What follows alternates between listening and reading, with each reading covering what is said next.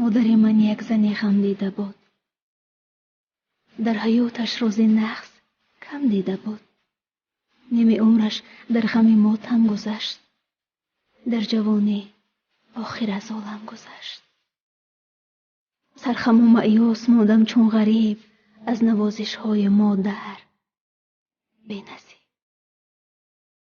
ترانه بخشیده می شود از نام شاهده به مادر محرومش اپی بی سلیمه.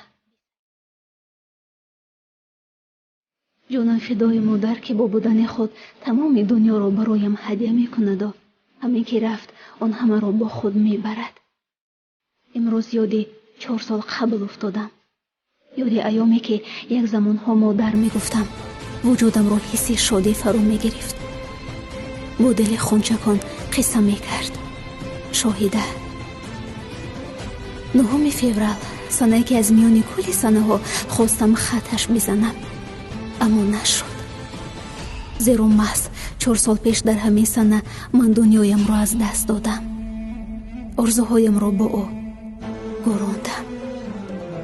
دیگر زنده بودن خود را احساس نکردم. زندگیم گشت تنگ و تار. تا امروز هم شاهده قبلی را در خود در نیافتم. واقعا می گفتند در زندگی کلی غصه ها، کلی خاطره های بد، کلی درد های سخت از قلب و وجود انسان پاک می شوند و می روند.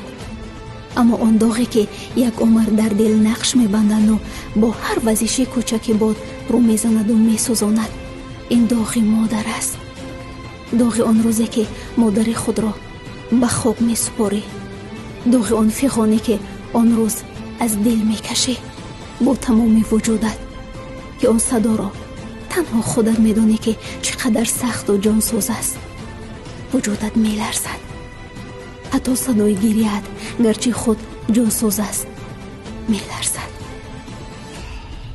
آن حس و آن لرزش ها هنوزم مثل خوابی دهشتناک در خاطرم نقش بستند و فکر می کنم آن حادثه همین دیروز بود.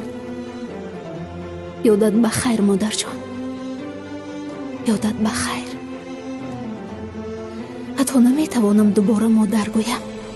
صدایم به گفتن این قادر نیست، چون تحمل درد قلبم را ندارد. مادر خم دیده و رنج دیدم. مادر زیر دست غصه ها گذشتم. مادر جانی سارم، مادر قهرمانم. ولی 4 سال می شود که من سنه 8 مرگ به خاطری که همه مادر می گویند و شادی می کنند. سنه 9 فوریه به خاطر آنی که را از دست دادم و سنه 7 ایون به خاطری که روز زاد را زده است.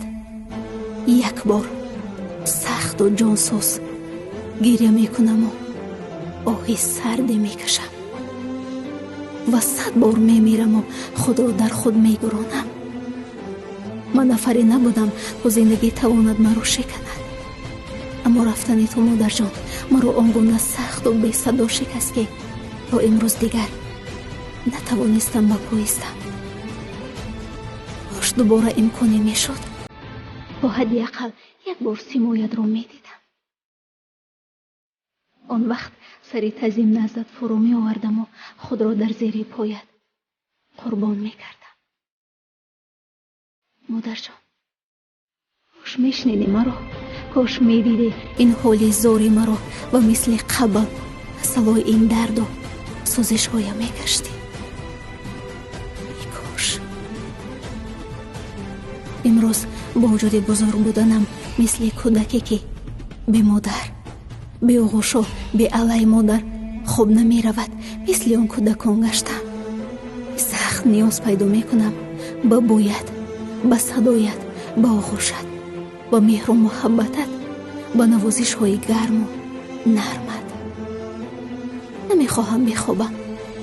در اصل غصه ها نمی گذارند. مادر، اگر می دانستم که در زندگی فقط شادی ها رو داشته، شاید اینقدر نمی سوختم. اما هیچگاه از غصه ها خالی نبودی. доғи фарзандон туро нагузоштанд ки лаҳзаи хандаи самимӣ дошта бошӣ. инаш маро бештар азият медиҳад. якнун қоматам рост шуда буд ва мехостам беҳтарин лаҳзаҳоро ҳадди ҳад бисозам. вале афсӯс ки вақт баром имкон надод.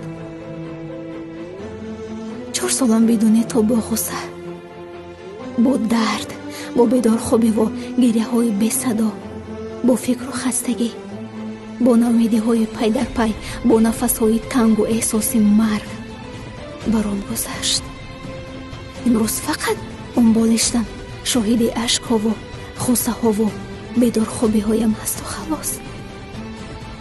модар, ҳамеша то хаёлам зиндаӣ.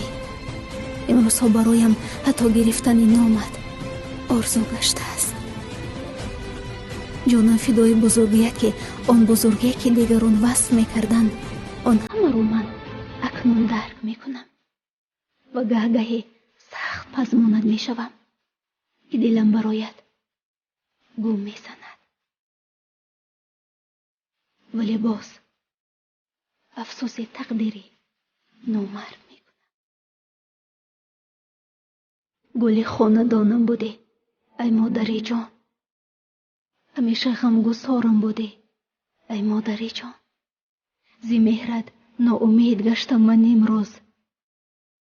дидорат ба қиёмат монд ай модари ҷон. дар ин дунё шодиҳоро надидӣ. аз ором бихоб модар.